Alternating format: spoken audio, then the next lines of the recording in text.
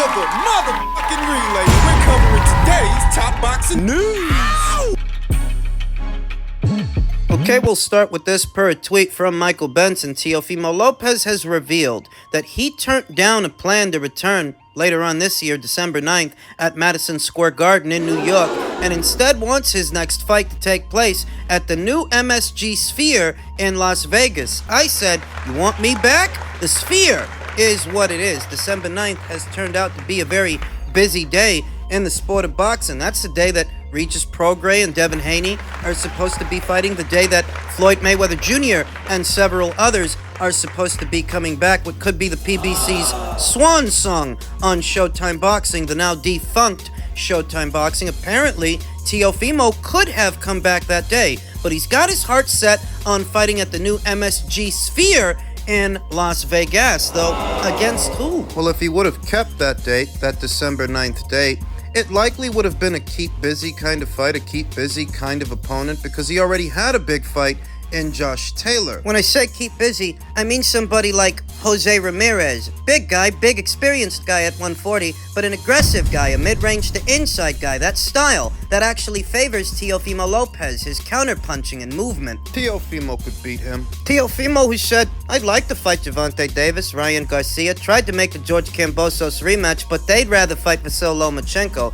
Devin Haney's facing Regis Prograis. At 140, I'm waiting for these guys to show me something. Further indication that former champion Vasyl Lomachenko next year may face a former champion like himself in George Kambosos, and rumor has it that would go down in Australia, in George's neck of the woods. George would rather wait to face Vasyl Lomachenko in Australia than challenge Teofimo for what he has here and now, for what he has at 140, the WBO title. If that rematch ever happens, I do favor Teofimo Lopez to win it. I think George, it was just the perfect storm. He caught him at the right time, under the right circumstances to beat him, and Teofimo is a better fighter than what he showed that night. But it doesn't look to be happening, though. As stated, according to Teofimo, George is going to be facing Vasyl Lomachenko next. What about Gervonta? Well, according to Teofimo, the reason why the Gervonta Davis fight won't happen is obviously they have their plan of what they're going to do with Tank. It works. It's a good system. He doesn't have to go above the B level. He doesn't have to go below the B level. He stays right there at B level, fighting what are B and C and sometimes D level fighters. Weeks ago, before it was officially announced that Showtime would be leaving the sport of boxing, Gervonta's longtime trainer, Calvin Ford, indicated they were planning something, and they were planning something big. They didn't want to drop too many hints. Since then, the only big news that is broken is that Showtime is leaving the sport of boxing, and Gervonta Davis has fought almost exclusively, if not exclusively, on the Showtime platform. Al Heyman, per rumors, is in the process of trying to broker a deal with Amazon Prime that is a long ways out, according to those in the know. So what the hell is Gervonta Davis going to do now? Who is he going to fight, and where is he going to fight them? Well, listen, even if all this stuff with Showtime wasn't happening, I still wasn't expecting Gervonta to fight Teofimo next. That wasn't going to happen. It may never happen. Those who willfully lied to themselves about Gervonta Davis's drawing power, what was supposed to be his celebrity, and all the eyes and ears he was drawing to the Showtime platform. Apparently it wasn't enough to keep the lights on. It wasn't enough to keep Showtime in the sport of boxing. You think I don't know that they're fudging the numbers, that they're exaggerating about what he's been drawing at the box office? I know they are. I know when they say 250,000 people bought the pay-per-view, what that really means is under 200,000 people bought the pay-per-view. I know. The only big fight that Butterball's ever been in was the Ryan Garcia fight, and everything before it, all of it, was that kind of matchmaking that saw Showtime eventually leave the sport of boxing. Because Gervonta Davis, while he does have some drawing power, I don't deny that, the fights that he had, the last five before he fought Ryan, Those fights were behind a paywall. They didn't get the chance to draw that many eyes to the Showtime platform because they were billed as pay-per-views. Only 200 or so, less than 200,000 people bought them at a time. You could have used those eyes on the regular network, the regular platform, to keep the numbers on the up and up, that even if the matchmaking isn't great, maybe you do 5, 6, 700,000 viewers with those fights. Maybe even 1 million, because the fights would have been more accessible to the consumer. But you can't ask people to pay you $80 at a time to see him fight the likes of Leo Santa Cruz, Hector Garcia. That's where they fucked up at. They could have used what celebrity and what drawing power he has to draw those eyes to the regular platform, and he would have. Hindsight is 2020. Whatever you did, whatever decision making there was, that's what saw Showtime leave the sport of boxing. These decisions don't just make themselves. The fights don't just make themselves. This is not a victimless crime, and there's always someone to blame. He's not gonna fight Teofimo Lopez. And even if all this stuff with Showtime hadn't been announced and it hadn't happened, he still wasn't gonna fight Teofimo. I don't care about your hypothetical scenario, who you think hypothetically would win the fight between them. I don't care about any of that. I want to see an actual fight, but I know that we weren't on the verge of that anyway, and we're certainly not now that he doesn't have a broadcast partner to air his fights. They've got to sort all of that out before anything happens. Teofimo Lopez, like a lot of people, reacted to the news of Showtime's departure, saying there is no one else to blame for the news of Showtime and HBO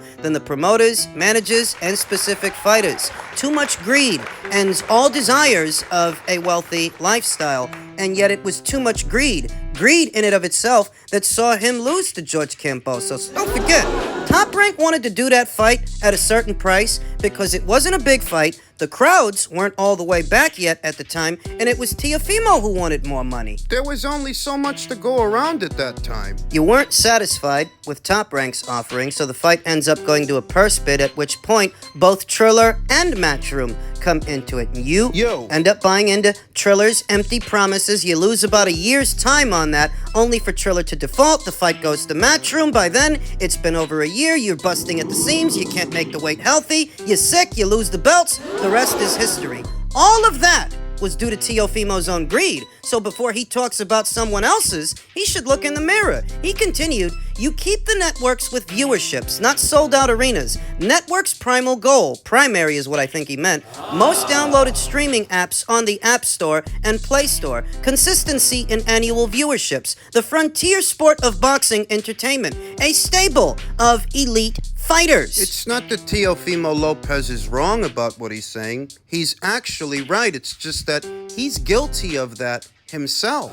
This is the part where it gets dicey. He is right, though. Gate receipts and what revenue is generated at the gate, the networks themselves, the broadcasters, they're less concerned with that and more concerned with how many viewers, how many subscribers are brought to the platform as a result of the content. I give DAZN no more than 3 years left in boxing, maybe 5, just to prolong the damage. Well, I don't know that I would go that far, because DAZN is a streaming app, and for how many years now have I told you that the future of how consumers consume content, it's streaming. It's not conventional cable. People are cutting the cord. What is Teofimo Lopez's ominous forecast for the future of boxing and the future of boxing on DAZN? I don't know that I agree with that, because DAZN caters to a global market. They're not limited to just satisfying what the Americans want. They cater to several prominent boxing markets. The American one, the British one,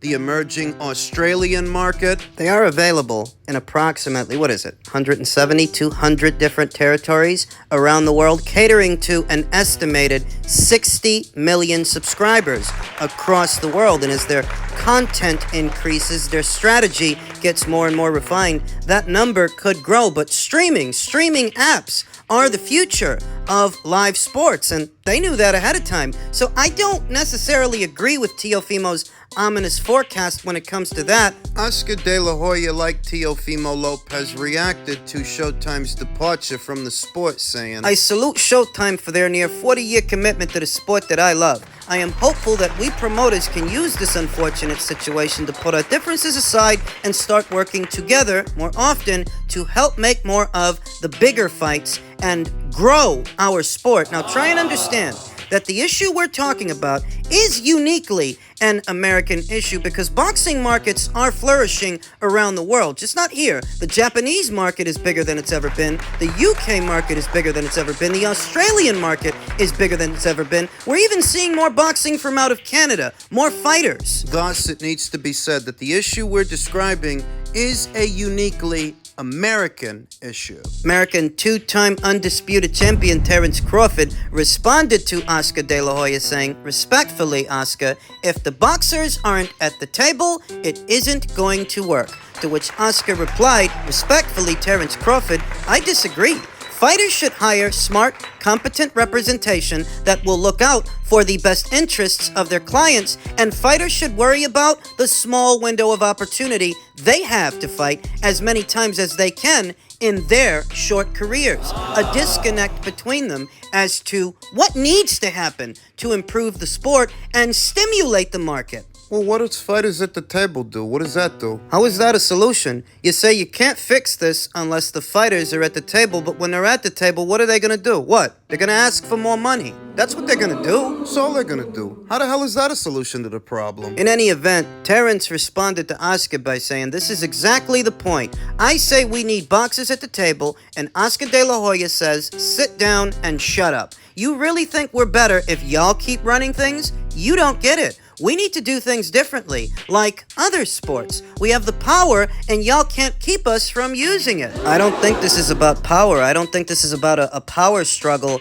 between the fighters and their promoters. This isn't about that. This is about quality control. This is about content. Let me simplify even further. Fighters need to fight. They need to come off of their high horses, come off of those crazy demands, because at the end of the day, the money that makes it all happen comes from the broadcasters, and it's them you have to satisfy. If the broadcasters start feeling like they can't turn over a profit by broadcasting boxing matches, you know what happens? They pull the funding and nobody makes nothing. So allow me to make this abundantly clear. When a fighter asks for a dollar amount and he won't fight unless he gets it, you get him that dollar amount and the event don't break even. The operational costs are not covered. When it flops, when the numbers ain't great. Money don't grow on trees. That money you're blowing is coming from the broadcaster. That money goes from the broadcaster to the promoter. Give them an annual budget to do fights, and if when they do the fights, all that happens is the fights lose money?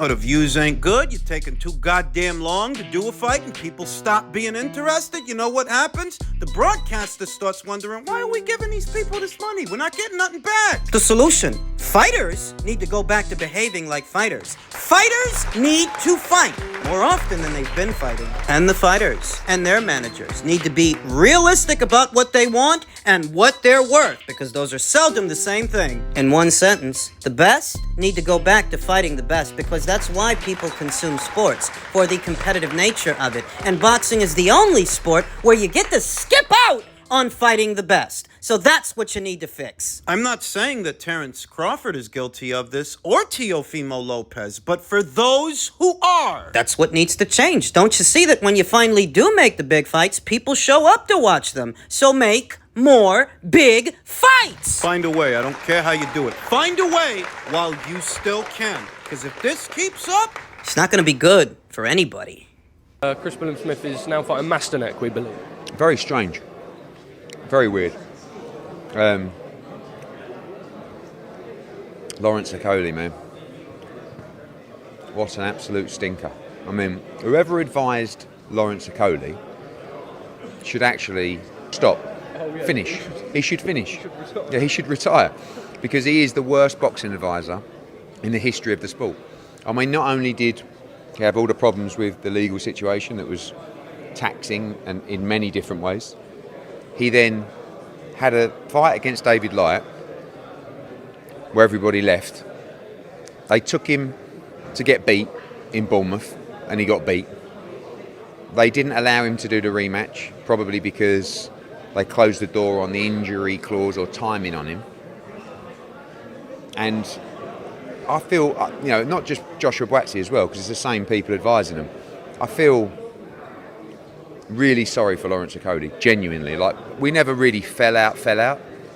But what has happened to him is just, like, he's gone from world champion, you know, in good fights, trying to find a unification fight, with plans to move up to heavyweight, to losing the asset that really made him valuable. If I'm Lawrence Okolie right now, I'm absolutely fuming. He won't say he is, because he's got pride and he won't want to know that he's made the mistakes that he's made. But, you know, how they've let them get out of the rematch. Whatever advice Lawrence Okolie received didn't come from 258 management, because he left them and he left Matchroom. You know, when I see Teofimo Lopez talking about what Top Rank receives annually from ESPN to do shows around the year, You know, just what are your expectations? Do you think that you're the only fighter they have to accommodate? They have to fill an entire calendar year. When I see that, when I think about Lawrence Okolie, his current situation, and why he ended up leaving Matchroom, a bit more consideration. And I say consideration because loyalty in this business is a four-letter word, but consideration for the people that got you to that alphabet title, the people responsible for the booming UK boxing scene becoming what it is here today. Perhaps Lawrence should have had more consideration for Matchroom, the same way Teofimo should have had more consideration for Top Rank, instead of jumping into bed with Triller and all of their empty promises, Boxer and all of their empty promises to Lawrence that he was going to go to Sky and become the face of Sky. That didn't happen. consideration. Perhaps Lawrence should have had more consideration for Matchroom in that situation, that maybe they're not giving you as much as Boxer is promising you, but they've gotten you to this point. They got you to that title. Maybe you'd still have it. Maybe you'd still be WBO champion. You look at Teofimo, maybe you wouldn't have ended up losing a year over a George Kambosos fight if you would have gave Top Rank a little bit more consideration. And what they were telling you, it's not a big fight and we can't break the bank to do it. Maybe you should have some consideration for them, because they got you to that Lomachenko fight. They delivered. It's not saying that the promoters are always right. That's saying that the promoters aren't always wrong. Sometimes the fighters and their managers, sometimes they're the problem. Sometimes. And it needs to be said that what the fighters need to do more than anything to make things work is that the fighters, they need to behave like fighters. The fighters need to fight. It's not a one-size-fits-all answer for every situation. There isn't. Sometimes the promoters are in the wrong. Sometimes it's the fighters and their managers. In the case of Lawrence Okolie, the circumstances of his departure from Matchroom and his current predicament over there at Boxer, all of that could have been avoided. All of that was a self-inflicted wound based on a fighter's ego and overvaluing himself. To think that if you would have had a little bit more consideration for the people that got you to that title, maybe you'd still have it.